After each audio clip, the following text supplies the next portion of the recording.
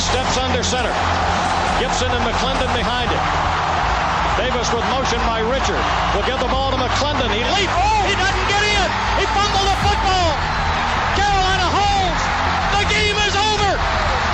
And Carolina has won the game. Finley to throw. Over the middle, intercepted. Wolford again. Wolford the other way at the 30, the 40. Wolford to midfield. Miles Wolford with the pick. The Heels on the doorstep of an enormous victory. Left side of the line. Hood standing to Williams' right. Williams gonna throw. One-on-one. Davis has it. Touchdown. Carolina wins. Carolina is the Coastal Division champion. Bernard fields it at the 26. Heading to the far side. Gio at the 35. Gio is at the 50. No, he's not. Yes, he is. Gio is going to take it for a touchdown. Are you kidding me? Connor Barth for the possible win. Snap, spot, kick away, high enough, long enough. It's good! It's good! Carolina has won the game on a 42-yard field goal by freshman Connor Barth. Good gosh, dirty. This is the Heel Tough Blog Podcast. Hey guys, and welcome into another edition of the Heel Tough Blog Podcast. We continue our quarantine interviews, and today I am joined by Jake Lawler, the former defensive lineman, and a guy that has one of the most successful podcasts that I've seen from a current college athlete in the Inside the Film Room podcast, which is a fantastic one. So we're going to talk to him about all that stuff. But first of all, Jake, how are you and your family doing? I know we're going through some tough times here throughout the United States dealing with the COVID-19 virus. So how's everybody holding up in your family? Yeah, first of all, thank you for asking, and thank you for having me on the show. But first, my family's doing real well. My mother's a nurse, so she's kind of like very hectic right now with everything that's going on, but she's still healthy. My dad's still healthy. My brother's still healthy, and my grandparents are staying indoors, so everything's been good up to this point. Well, it's good to hear. Your mom is always a person that I see. She's very supportive of everything we've been doing here as well. Actually got to meet her in person the first time that I went out and scouted you, so glad to hear that she's doing okay. So, I mean, look, I went and saw you out in high school. That was one of my favorite games that I ever scouted. And, you got a chance to play under a guy that already played at Carolina in Rocky White. He's a guy that's very well respected around these parts. Of course, now no longer coaching at South Mac High School, but is a guy that a lot of people, when you talk about the landscape of high school football in North Carolina, his name gets brought up a lot. What was the best part of playing under him at the high school level? Yeah, I mean, Coach White was great. He really kind of introduced me to football. I didn't start playing ball until 9th grade, really. And he was the one that, I guess he kind of saw the size that I had. He saw the potential that I had, and he kind of took me under his wing personally. And, in our 4 years, we accomplished a lot together. And I'm, always and forever thankful for him for kind of introducing me to the game and teaching me what it was to be a football player, to be a teammate, to do all these different things. And, I'm definitely indebted to him. And I think that just going to Carolina or being under his tutelage was just the natural next step. So, yeah, of course, you were recruited by Larry Fedora, and then also this past year got the opportunity to play under Mack Brown. What was the main difference that you observed between the two coaching styles of the two guys? Because, I mean, both guys had very successful styles, but what was the main difference that you observed? Yeah, I don't know. I think they were just different in their own respects in terms of, personality. I think that Fedora was, very intense, and that worked really well for quite a bit during his career. And I think that he just really understood what it took to win. And, same thing with Coach Brown. I mean, he's a tried and true winner. He's a Hall of Fame coach. But I think that he was a little bit more kind of easygoing and a little bit more able to kind of, maneuver through different spaces, both in the football world and, as we've seen, he's basically a public figure at this point. So I think he's just done a better job with that as well. So So what were some of the best memories for you on the football field at Carolina? Because I know you were with the team for 3 years, and there's so many different, so much time that you spend with a lot of the guys. So are there any memories that stick out to you? Yeah, I mean, really, it's just kind of hanging out with the guys. I think that, being being on a collegiate team is something that's truly special. And, people that have the opportunity to be on a part of it don't really forget it. But I'd say, like, the last year under Coach Brown was great. I mean, it was the most success that I had during kind of my tenure, during my career, and I think it was a lot of fun for a lot of different reasons. So I'm definitely thankful for Coach Brown and his staff coming in and kind of taking things in a better direction. And, I think it's only up from here for those guys. Well, last summer you released a story on your blog site about the mental health issues that you had been dealing with. Why did you feel that you needed to get the story out at that time? Was there a specific reason why you felt that was the time, and what was the ultimate goal of getting that out there? Yeah, so, I originally wrote it as sort of a cathartic exercise just for me. I wasn't really going to post it. It was just kind of to get the words on paper. And then I realized, me being an athlete, me being a collegiate athlete, and me being a black man, all of those things, and, falling into that triad kind of would help a lot of different people and kind of get the word out that to help kind of destigmatize mental health, and especially in all three communities, and as much intersection and overlap as we see. I just felt that it was necessary for me to kind of be vulnerable, open up, and show people that it is okay to feel these things, and it's okay not to be okay.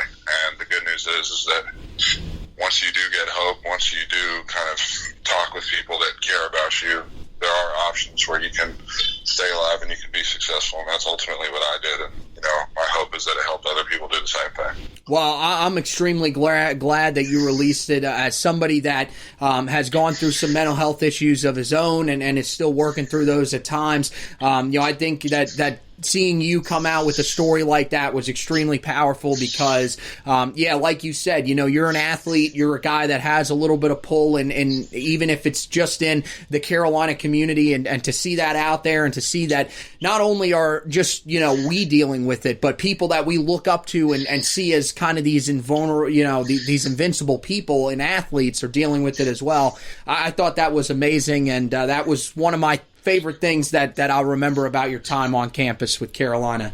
Well, thank you. I appreciate that. Yeah, of course, man. Okay, let's turn to the film stuff because, this is ultimately, you're set, you were or still are set to graduate in May. I hope that ends up going through for you because after that, you said that your goal is to head out and pursue a life in the film industry. What is that ultimate goal that you wish to accomplish? Because that was kind of a broad, thing that everybody was kind of throwing out there. What is the specific goals that you're kind of looking to accomplish when you get out there? Yeah, so I would ultimately love kind of after however many years it takes to fall under sort of like the writer, director, producer triad, fall somewhere in there. I think that being able to open my own production company or be able to kind of helm the direction of different films and different stories that I've written, or people close to me that have written good stories that I want to tell. I think that's where ultimately I'd like to end up. Yeah, that's awesome, man. Hopefully you do end up there. Now, you have the podcast Inside the Film Room, which you do with Zach Goins, and it's a great podcast. I love listening to you guys just break down everything. So I have a couple of questions for you about maybe some of the films, because me and I've been discussing this with one of my buddies. He's been watching a lot of 80s films lately, so I wanted to get your take on some of these. Okay, he watched The Breakfast Club, and I just don't really think that he got what the movie is supposed to be about. What do you think about The Breakfast Club? Because I think it's a very good movie. I'm not going to say it's on the elite level, but I think it's a very good movie. He disagrees and says that he thinks it's boring. He doesn't get the point of it. Where do you stand on The Breakfast Club? Yeah, I think that The Breakfast Club is really in the John Hughes pantheon of great films. I think that the films that he made, especially with the realism they presented, I think his narrative style is similar to Wes Anderson's in the sense that, it's these sort of whimsical experiences that happen with these different people, but there's a lot of real deep thematic elements that you can draw from it. I mean, really with the Breakfast Club, I think it's really just about understanding who you are despite everybody, or despite perceptions of yourself, and then understanding those perceptions and figuring out how to negate or overcome them. And, the Breakfast Club has always been one of my favorite movies to revisit just because of how enjoyable it is. Well, there was a guy that played in The Breakfast Club, Emilio Estevez, who played in one of my personal favorite movies, which is The Outsiders. I think that it's probably ranked in the elite category because you're talking about just so many great guys. I mean, Patrick Swayze, you've got Rob Lowe in the movie, Tom Cruise. That's how you know it's a great movie. Tom Cruise is a guy that is kind of just there. He's a secondary character in the movie. That's how great of a movie it actually is. Would you put The Outsiders in that elite category? Because anytime I see it on television, I got to sit down and watch it. I actually have never seen it. Really? So I'll definitely have to check it out. Yes, it is a phenomenal movie. It's based on a book wrote by S.E. Hinton, who does a great job. It is a phenomenal film. Make sure you do go and check that out. And yes, I am saying it's in the elite category. I want to know what you say on that one. And then we are also very big Marvel fans, the group of friends that I have. We have probably a controversial take, but I'm wondering what you think just of the Avengers films. Everybody wants to say that Endgame is the best Avengers film. We disagree. I believe it's either the first one or Infinity War. Which one do you think is the best of all of those movies? I think it's always been Infinity War for me. I mean, I've always been sort of attracted to, which is, kind of strange, but I've always been attracted to films with, incredible and compelling villains, and villains that are kind of multi-layered and multifaceted. And, Thanos is really up there in terms of kind of the modern era of bringing that in.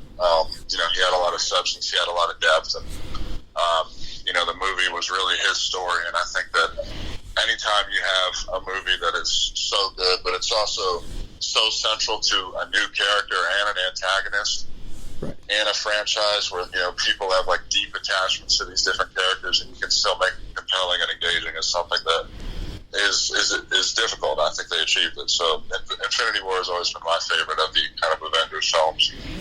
Yeah, no, I agree. I think, the first one I thought was just so phenomenal because we saw so much of Robert Downey Jr. He ends up actually basically saving the world in that one as well by, of course, bringing the nuclear rocket up through the black hole or whatever they wanted to call that at the time. But I thought both of those movies phenomenal. Endgame I thought was good, but just a touch too long for me, and not I don't know, maybe not enough adventure or action for me considering everything else that had happened in the series. But hey man, thanks for stopping by, man. This has been awesome.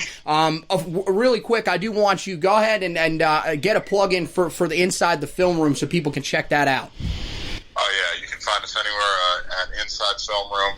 We're at all different, anywhere you see the podcast, Stitcher, Spotify, Apple Podcasts, SoundCloud, and our social media is at Inside Film Room.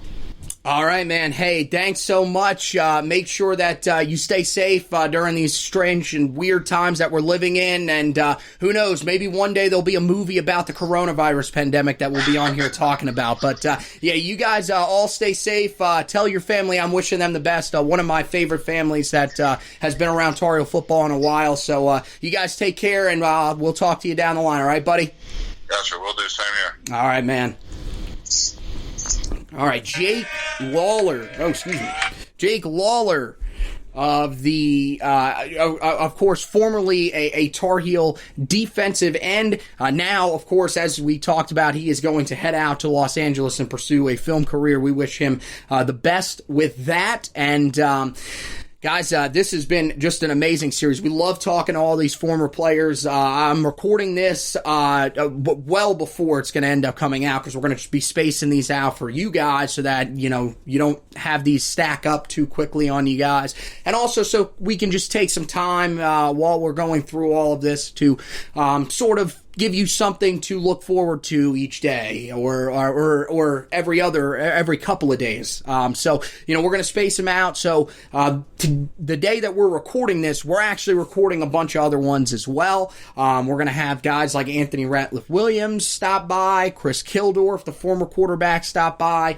So we're not only doing some of the more recent guys, we're also doing some of the older guys. So it's really cool. We're getting to talk to just so many great former Tar Heels, and this has just been a great experience. But if you guys want to listen to all of the other episodes, make sure you go back. There's plenty of great ones that you guys can listen to. Antonio James, Antonio Williams has stopped by, as well as CJ Kottman. We heard from Deontay Williams. We heard from Tyler Powell, Jeremiah Clark. All of those are up there. Make sure that you go rate, review, and subscribe to the podcast. And here's why we ask you to do that. If you rate and review the podcast, it'll put us up higher on some of the rankings. It'll give people a chance to listen to the podcast more, because it'll start to get up there in some of the statistical categories for places like Apple, Google Podcasts, all those kind of things. If you do that, you can help other Tar Heel fans find this podcast, and that's the ultimate goal. We're just wanting other Tar Heel fans to find it so that they can get in on the action, listen to these great interviews, listen to the great stuff we're going to have for you during the season, and all that. And then, of course, we want to parlay that with the website, HeelToughBlog.com, because we've got so much great stuff up on there. Because, of course, as I said, we're recording these well in advance of when we're going to release them. I'm not going to go into specifics of what's on the website, but for football, we've got you covered everything, even in the offseason. We've got you covered with recruiting. We've got you covered with any of the team storylines that are coming out, as well as the NFL draft stuff. So make sure that you guys, by this time, go back and read the NFL draft stuff. And of course, we're going to have you covered with everything in the 2020 season, whether it happens or not. We will have you covered throughout that entire time. Same thing on the basketball court. We've had you covered in the offseason. We went and did player reviews, so make sure you go and check that out. We had you covered, or have you covered, wherever this gets released, with the NBA draft and what's going on with that. We'll have you covered with all the Tar Heel guys that are entering the NBA draft and are leaving, and their chances of getting drafted. If they do get drafted, of course, we'll have that for you. And then we'll also have everything that you need when the team hits the court again for the 2020-21 season, one that we expect to be better than this past year. So make sure that you guys are following along with us. And we'll also have baseball coverage. That's going to be back next year. We started that this year. Unfortunately, the season, of course, got cut short. The good news is that all the seniors that were on the team last year, unless they're going to go on to play Major League Baseball, they are going to come back next year. One of the guys that we probably expect will leave will be Aaron Sabato, but we'll have you covered with everything Tar Heel baseball in 2021 whenever they take the diamond yet again. We're, of course, still looking for a full-time writer, so if you're interested, hit me up on Twitter at HTBAnthony, or in my mailbox, anthony.pagnotta@yahoo.com. You can check all that out, and make sure that if you are interested, just send me the fact that you're interested, and we'll make sure to have a conversation with you, try to get you on to write some baseball for us next year. So, want to thank Jake Lawler for stopping by and talking. Wish him the best in what should be an amazing career out in Los Angeles for him. Want to thank you guys for listening, and as always, go Tar Heels!